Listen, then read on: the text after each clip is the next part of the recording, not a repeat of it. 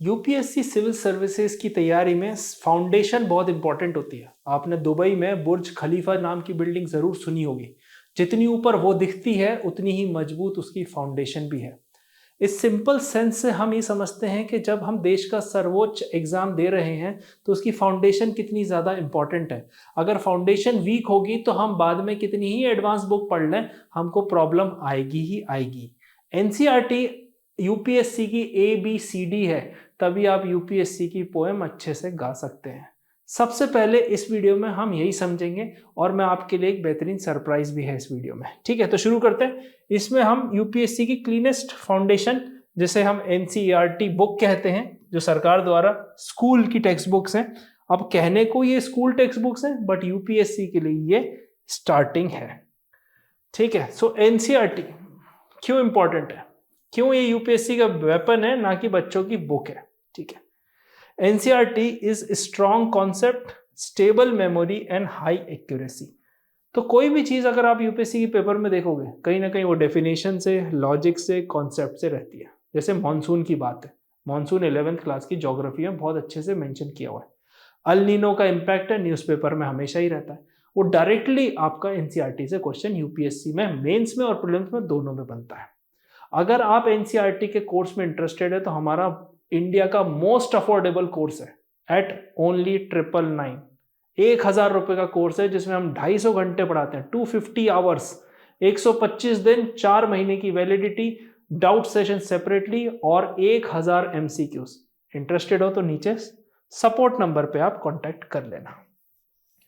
अब सबसे पहले समझते हैं एनसीईआरटी है क्या। NCERT is explain basic concepts clearly in simple language. मान लीजिए आप ज्योग्राफी की एनसीईआरटी पढ़ रहे हैं, जीसी लियोन में आप सीधा पढ़ेंगे, आपको प्रॉब्लम आएगी लैंग्वेज समझने में। वही 11th क्लास की फिजिकल ज्योग्राफी अगर आप पढ़ते हैं तो आपको कंसेप्चुअल क्लैरिटी बहुत अच्छे से होगी, एक एक चीज की उसमें डेफिनेशन क्रिस्टल क्लियर है। जब भी स्टूडेंट पढ़ाई शुरू करते हैं, वो या तो कॉलेज के 2nd ईयर 3rd ईयर में होते हैं और सोशल स्टडीज से उनका नाता धीरे धीरे कम हो जाता है, अनलेस अनटिल अगर वो ह्यूमैनिटीज से हैं तो, या तो वो इंजीनियरिंग कर रहे होते हैं या फिर बीकॉम या कॉमर्स पढ़ रहे होते हैं, तो ये सारी चीजें पीछे छूट जाती हैं। इसीलिए कंसेप्चुअल क्लैरिटी के लिए इंपॉर्टेंट है। फिर एनसीईआरटी में डायग्राम बेस्ड लर्निंग भी होती है, छोटे छोटे डायग्राम रहते हैं, उससे रिलेटेड रहता है। फाउंडेशनल एग्जाम्पल्स रहते हैं, बॉक्सेस आपने देखे होंगे एनसीईआरटी में, वो काम के आते हैं। ठीक है, तो ये सबसे ज्यादा इंपॉर्टेंट है यहाँ पर आपको ध्यान रखने के लिए। अब UPSC loves NCERT style thinking. क्यों, मैं आपको अभी आगे बताऊंगा कैसे डायरेक्ट क्वेश्चन पूछे गए। Definition, first principles, real life context, ये सारी चीजें एनसीईआरटी टाइप में आपको दिखेंगी। मतलब एनसीईआरटी में जब आप पढ़ोगे तो डेफिनेशन दी हुई होगी, फिर उसके बाद उसके प्रिंसिपल्स दिए होंगे, फीचर्स दिया होगा, और फिर रियल लाइफ के कॉन्टेक्स्ट से उसको इंटीग्रेट करके बताया गया होगा। जैसे आर्ट एंड कल्चर के बारे में भी बात करते हैं अगर। ठीक है, अब many UPSC prelims and mains question they originate from NCERT, जैसा कि मैंने आपको एग्जांपल दिया मॉनसून का। ठीक है, it strengthens core subjects before advance books, जो मैंने आपको जीसी लियोन का एग्जांपल दिया था। ठीक है, कॉमन मिस्टेक बच्चे क्या करते हैं, वो एनसीईआरटी को स्किप कर देते हैं और एडवांस बुक पे सीधे जंप कर जाते हैं। अब जब बेस नहीं होगा तो एंडलेस कंफ्यूजन चलता रहता है, फिर उन्हें लगता है कि मुझे समझ नहीं आ रहा और कॉन्फिडेंस डाउन होता है। आपका तरीका गलत है, इसीलिए आपका कॉन्फिडेंस डाउन। तो लक्ष्मीकांत जैसी बुक या जीसी लियोन जैसी बुक से पहले आप एनसीईआरटी पे फोकस करेंगे तो आपको चीजें क्लियर हो जाएंगी। ठीक है, अब विच एनसीईआरटी मैटर, ये बड़ा सवाल रहता है। सर नई पढ़ें, पुरानी पढ़ें, कौन सी क्लास की पढ़ें, कितनी पढ़ें, कितना समय लगेगा, ये सारी चीजें मैं आपको एक प्रॉपर फॉर्मेट में बताने वाला हूं। ठीक है, सबसे पहले हाई इंपैक्ट एनसीईआरटी की बात करते हैं। पॉलिटी की बात करूं तो क्लास 9th से 12th पॉलिटिकल साइंस, इसमें constitution, citizenship, democracy, federalism, rights, इन सब के बारे में बताया गया है। और ये सब ही पॉलिटी का फाउंडेशन है, चाहे आप मेंस की बात कर लो या प्रीलिम्स की बात कर लो। ज्योग्राफी की बात करें तो 6 to 10 में बेसिक्स है और 11th-12th में फिजिकल ज्योग्राफी और इंडिया से रिलेटेड है। तो ज्योग्राफी की तो 6 to 12 आपको पढ़नी ही पढ़नी है। इकोनॉमिक्स में 9 to 12 है, मेनली 11th-12th ज्यादा इंपॉर्टेंट है, जिसमें आप स्टैटिस्टिक्स छोड़ देना, पर Indian economy, development, money, banking, ये इंपॉर्टेंट बुक्स है। तो इंडियन इकोनॉमी और मैक्रो इकोनॉमिक्स मेनली है, स्टैटिस्टिक्स और माइक्रो इकोनॉमिक्स को आप छोड़ सकते हैं। ठीक है, हिस्ट्री की बात करूं तो 6 to 12 पूरी है। प्रायोरिटी में एंशिएंट मिडिवल तो 6 to 8 है। मॉडर्न एंड मॉडर्न वाली है, क्लास 10 to 12 है, और वर्ल्ड हिस्ट्री इसमें क्लास 10 है। सिलेक्टिवली पढ़ना है क्योंकि वर्ल्ड हिस्ट्री में पूरी वर्ल्ड हिस्ट्री भी है जो कि नहीं है सिलेबस का पार्ट, तो वो आपको नहीं पढ़नी है, ठीक है। साइंस की बात करूं तो 6 to 10 ही पढ़ना है, और वो भी कंसेप्चुअल चैप्टर्स पढ़ने हैं, जैसे बायोलॉजी के, एनवायरनमेंट के या फिजिक्स के बेसिस, जहां पे भी फॉर्मूलाज हो वो आपको छोड़ देना है। मैथ्स की पूरी एनसीईआरटी छोड़ देनी है क्योंकि सीसेट हम अलग से पढ़ेंगे, ठीक है, और उस लेवल पे मैथमेटिक्स रिक्वायर्ड नहीं है, ट्रिग्नोमेट्री लेवल पे, ठीक है। और इसमें केमिस्ट्री, फिजिक्स जो कि बिल्कुल हार्डकोर है, फॉर्मूलाज एंड ऑल, वो भी छोड़ने हैं, यूपीएससी वो नहीं पूछता, ठीक है। अब रूल क्या है, foundational plus conceptual, yes. Overly technical, no. मतलब जो भी एनसीईआरटी में आपको क्लियर कट चीजें समझाई जा रही हैं थ्योरेटिकल वे में, वो आपको पढ़ना है, टेक्निकल सारी चीजें छोड़ देनी है। जैसे इकोनॉमिक्स में भी आपको ग्राफ्स दिखेंगे, छोड़ देना है उसको, जब तक आपका ऑप्शनल नहीं है तब तक के। जीएस के लिए, so how to read NCERT for prelims examination के लिए कैसे पढ़ना है, क्या करना है, इसका ना एक सैंपल 1 पेजर नोट भी है, वो मैं आपको दिखाऊंगा, ठीक है। अभी तो मेरे पास है नहीं, पर आप व्हाट्सएप पे चाहेंगे तो मैं आपके साथ भेज दूंगा, ठीक है। आपका गोल क्या होना चाहिए, कॉन्सेप्ट्स के बाद डेफिनेशन क्या है, रीजनिंग स्किल मतलब तर्क, उसके पीछे का रीजन, उसके पीछे का आर्ग्यूमेंट, ठीक है। मेथड, 1 रीडिंग इज फाउंडेशन, तो एक बार पढ़ लिया, फाउंडेशन बन गया, ठीक है। सेकेंड रीडिंग इज यूपीएससी के लेंस से देखा, जैसे स्कूल की टेक्स्ट बुक है, बच्चे स्कूल के पढ़ते हैं इंफॉर्मेशन को डिलीवर करने के लिए, पर जब आप पढ़ोगे तो आप ये समझना कि आपको एक एडमिनिस्ट्रेटिव डिसीजन लेना है, देश चलाना है, देश के नजरिए से आपको समझना है क्या क्या एनसीईआरटी से एक्सट्रैक्ट करना है। ध्यान से सुनना, जब भी जहां भी डेफिनेशन देखो वो एक्सट्रैक्ट करना है, पढ़ना है, याद करना है। जहां भी कीवर्ड्स देखो वो आपको पढ़ना है। कीवर्ड का मतलब इन सिंपल सेंस, जैसे आरबीआई की रिस्पॉन्सिबिलिटी लिखी है, तो इन्फ्लेशन कंट्रोल करना आरबीआई की रिस्पॉन्सिबिलिटी है, तो इन्फ्लेशन कीवर्ड हो गया। ग्रोथ को आगे बढ़ाना डेवलपमेंटल रोल है, बैंक को रेगुलेट करना, ये सब कीवर्ड्स हैं। फिर डायग्राम की बात कर लेते हैं, तो ज्योग्राफी में क्लाइमेट हो गया, रिवर्स हो गए, है ना, इन्फ्लेशन साइकिल हो गई, तो उसको हमको डायग्राम्स बना लेने हैं। रिवर का है, मैप का यूज करना है, ब्लैंक मैप खरीद लेने हैं और उन पर रिवर्स बना लेनी है, जिससे आपको चीजें याद हो जाएंगी, ठीक है। फिर आ जाता है क्लासिफिकेशन, मतलब इससे भी डायरेक्ट क्वेश्चन कई बार देखा गया है कि सॉइल टाइप्स, फॉरेस्ट, पॉलिटी के इंस्टीट्यूशन लाइक इलेक्शन कमीशन और ये सारी चीजों से सवाल पूछे गए डायरेक्टली एनसीईआरटी से, तो ये क्लासिफिकेशन इंपॉर्टेंट है।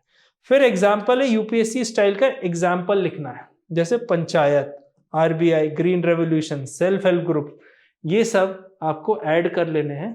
Generally you will find a box like that, जो आपको मिल जाएंगे, बॉक्स हो जाएगा, डेफिनेशन है, कहीं कॉर्नर में कोई चीज लिखी है, ठीक है। अब एनसीईआरटी ज्योग्राफी का एक एग्जांपल लेके देखते हैं। Do not memorize rainfall patterns yearly, ठीक है। Understand why monsoon behaves differently, तो El Nino versus La Nina कैसे डिफरेंट होता है ना। फिर आ जाता है ड्रिल क्या है।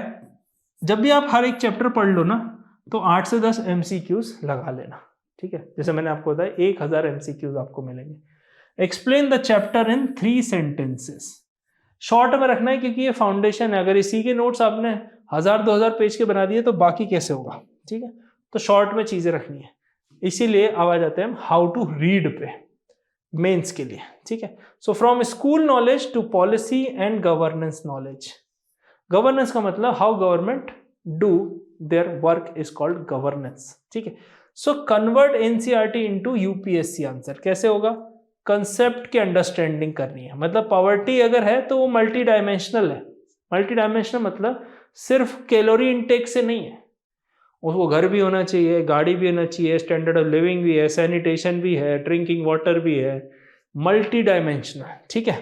फिर गवर्नेंस के एंगल की बात करते हैं, स्कीम हो गई, सीएसीपी, एसडीजी, कोऑपरेटिव्स, तो जहां भी सरकार ने स्कीम लेके आई है उससे रिलेटेड आपको देखना है कि ये मेरा एनसीईआरटी का स्टैटिक पार्ट कौन से करंट अफेयर से लिंक होगा।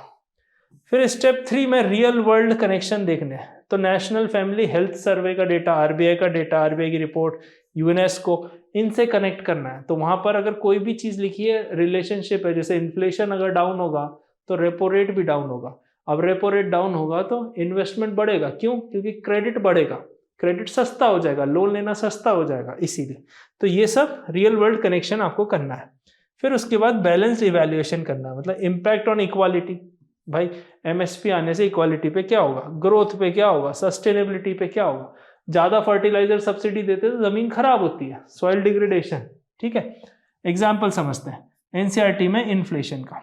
अब बेसिक कॉन्सेप्ट क्या है, cost push versus demand pull. Cost push मतलब जो प्रोड्यूसर है उसका खर्चा बढ़ गया, बिजली का रेट बढ़ गया, सैलरीज बढ़ गई, है ना, माल खरीद रहा था वो बढ़ गया टैरिफ की वजह से, तो ये हो गया कॉस्ट पुश। डिमांड पुल मतलब लोन सस्ते हो गए तो लोगों की जेब में और पैसा आ गया तो लोग गाड़ियां खरीद रहे हैं। टैक्स कम हो गया तो भी लोगों की जेब में ज्यादा पैसा आ गया, तो उससे डिमांड पुल हो रही है। या फिर पे कमीशन आ गई सेंट्रल गवर्नमेंट एम्प्लॉयज की, तो उनकी भी सैलरी बढ़ गई, वो इकोनॉमी में दिखेगी। ठीक है, फिर उसको क्या करना है, उसको लिंक करना है किससे, आरबीआई के टूल से, रेपो रेट के थ्रू कंट्रोल करता है। फिस्कल पॉलिसी के थ्रू, कैसे सरकार टैक्स को ऊपर नीचे करती है जिससे फिस्कल पॉलिसी होती है। तो फिस्कल पॉलिसी होती है रेवेन्यू से, है ना, एक्सपेंडिचर से और डेट से, डेट मतलब कर्ज। फिर ग्लोबल मार्केट से कनेक्ट करना है, टैरिफ का क्या इंपैक्ट है, रुपी 90 पर डॉलर पहुंच गया है उसका क्या इंपैक्ट है। और फिर सप्लाई शॉक्स, जैसे कि अभी तो हमारा सप्लाई चेन बहुत सही चल रहा है पर कोविड-19 के टाइम सप्लाई शॉक्स आ गए थे। ठीक है, so this transforms a school chapter two UPSC GS 3 answer. I hope आपको क्लैरिटी मिल गई होगी। अब ये तो ठीक है, पढ़ लिया आपने, बोला सारी चीज हो गई, नोट्स कैसे बनाने इसको समझते हैं यूपीएससी ग्रेड में। Notes must be short, minimal and recall friendly. हम नोट्स बना ही इसीलिए रहे हैं जिससे कि हम एग्जाम से पहले जल्दी से जल्दी सारी चीज को रिवाइज कर सके। ये एग्जाम ना रिवीजन का है, मतलब 5 बुक एक सब्जेक्ट की नहीं पढ़नी है, एक बुक को 5 बार पढ़ना है, आपका सिलेक्शन तय है। आप बस ये कर लो। तो क्या क्या नहीं करना है, पैराग्राफ में कभी आपके नोट्स नहीं होने चाहिए, हमेशा बुलेट पॉइंट्स में होने चाहिए। ठीक है, पूरा टेक्स्ट, क्योंकि आप पहली बार पढ़ रहे हो सकता है सारी चीज आपको इंपॉर्टेंट लगे तो पूरा लिख लिया, तो ऐसा नहीं करना है, फिर एक बार और पढ़ना है, रिवीजन करना है, तब लिखना है। ठीक है, 10 to 15 पेजेस पर चैप्टर। अब बुक में ही 10 से 15 पेज का एक चैप्टर होता है, यहाँ पर ये नहीं करना है, 1 पेज बनाना है। ठीक है, हाईलाइटिंग एवरीथिंग, पूरी अंडरलाइन कर दिया या ग्रीन हाईलाइटर से हाईलाइट कर दी, आपको दिखेगा ही नहीं। हाईलाइट का मतलब है जब आप एक पेज में देखो तो वो अलग से आपको दिखे, और जब पूरी हाईलाइटेड बुक होगी तो उसमें अलग से क्या दिखेगा। ठीक है, तो ये इल्यूजन देते हैं कि आप काम कर रहे हो, आप पढ़ रहे हो, आपकी तैयारी हो रही है, बट ऐसा कुछ नहीं हो रहा होता है। क्या करना है, 1 to 2 पेज समरी बनानी है पर चैप्टर। आर्टिकल 21 को लेते हैं। ठीक है, आर्टिकल 21, यहाँ पे एग्जाम्पल शायद लिखा नहीं लिखा, आर्टिकल 21 राइट टू लाइफ। अब राइट टू लाइफ ऐसी डेफिनेशन है बढ़ती जा रही है, जैसे अगर मुझे सोना है पीसफुली तो वो भी राइट टू लाइफ है, मुझे सोने का अधिकार। तो 1 से 2 पेज की समरी है। एग्जाम्पल, आपको एग्जाम्पल नोट्स का चाहिए हो तो मुझसे व्हाट्सएप नंबर पे ले लेना, डिस्क्रिप्शन में नंबर है। फिर 6 to 8 बुलेट पॉइंट्स होनी चाहिए, इससे ज्यादा नहीं होनी चाहिए। मतलब आर्टिकल 21 हो गया, राइट टू लाइफ हो गया, फ्रीडम हो गया, उसके बाद उससे रिलेटेड एक केस हो गया, उससे रिलेटेड एक एग्जाम्पल हो गया, उससे रिलेटेड आपने एक कंसेप्ट भी लिख दिया, फिर एक डेटा पॉइंट हो गया, तो फैक्ट हो गया, केस हो गया, एक डायग्राम बना दिया अगर है उसमें पॉसिबिलिटी तो, और एक रियल वर्ल्ड एग्जाम्पल लिख दिया, और एक पॉलिसी से लिंक कर दिया। तो ये सारी चीजें करने से आपका प्रॉपर स्ट्रक्चर में नोट्स बन जाएगा। ठीक है, एग्जाम्पल देखते हैं। टाइप्स ऑफ फॉरेस्ट, यहाँ पे देख लेते हैं, क्लास 9 ज्योग्राफी का। तो क्या किया, ट्रॉपिकल एवरग्रीन लिख लिया, tropical deciduous, tropical temperate forest, distribution map बना दिया और क्लाइमेट के इंडिकेटर्स लिख दिए, और लिंक क्या कर दिया, फॉरेस्ट एक्ट से कर दिया, कैंपा या बायोडाइवर्सिटी हॉटस्पॉट से उनको आपने लिंक कर दिया। तो ये क्या हो गया, आपका एग्जाम रेडी नोट्स बन गए, और इस तरह से आपका रिवीजन फास्ट हो जाएगा। अब इसमें मैं देखता हूं 45 डे, यहाँ पे 5 लिखा रह गया, 45 day NCERT completion plan, simple and powerful. खुद से अगर आप पढ़ रहे हो, दिन भर पढ़ रहे हो, तो 45 दिन में एनसीईआरटी हो जाएगी। Finish NCERT without getting lost, खो मत जाना, क्योंकि एनसीईआरटी फाउंडेशन है। ऐसा नहीं हम एनसीईआरटी ही पढ़े जा रहे हैं, 6 महीने निकाल दिए। एनसीईआरटी का जो हमारा कोर्स है वो भी 4 महीने का है, जिसमें हम आपको रोज 2 घंटे पढ़ाते हैं, तो 125 दिन में 250 घंटे का हम कंटेंट आपको देते हैं। तो आप इमेजिन करो कि 45 डेज अगर आप दिन भर पढ़ रहे हो तो आप इस प्लान को फॉलो करके कर सकते हो। ठीक है, डे 1 to 10 में फाउंडेशन है, ज्योग्राफी एंड पॉलिटी का। डे 11 और 20 में इकोनॉमिक्स और एनवायरनमेंट है, क्योंकि जब आप ये 2 सब्जेक्ट पढ़ लोगे तो आपको ये कठिन वाले सब्जेक्ट्स के लिए मोटिवेशन रहेगा। फिर डे 21 से 35 है ज्योग्राफी का एडवांस, पॉलिटी का एडवांस और हिस्ट्री का आगे की। और डे 36 to 45 में इंटीग्रेशन करना है, पीवाईक्यूज देखने एनसीईआरटी में कौन से आए, है ना, अगर आपने पिछला वीडियो नहीं देखा तो उसमें मैंने आपको PYQs का पूरा हीट मैप एंड मैट्रिक्स दिया हुआ है, कौन से एरिया से ज़्यादा क्वेश्चन आते हैं, वो ई बुक आपको यहाँ हेल्प करेगी, जो कि फ्री ऑफ कॉस्ट है, ठीक है।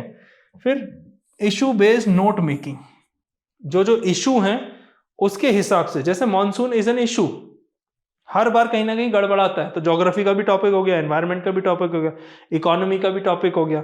अब मॉनसून गड़बड़ाएगा तो पॉलिटी का भी हो जाएगा, क्योंकि क्रॉप नहीं आएगी तो लोन वेवर एटसेट्रा। तो ऐसे उसको इशू बेस्ड नोट मेकिंग करनी है। फिर उसके MCQs देने और 3 to 4 मेंस के आंसर आपको लिखने हैं, ठीक है। So NCERTs are not for children, they are UPSC oxygen, आपका UPSC का ये ऑक्सीजन है, ठीक है। आई होप आपको चीज़ें समझ में आई होंगी। अगर आप NCERT के बैच में इंटरेस्टेड हैं तो नीचे सपोर्ट नंबर पे आप कांटेक्ट कर सकते हैं, ये भी सपोर्ट नंबर दिया हुआ है, ठीक है। Only at 1000 rupees, 250 hours of NCERT full coverage, 1000 MCQs। मिलते हैं अगले वीडियो में, डोंट फॉरगेट टू सब्सक्राइब। जय हिंद।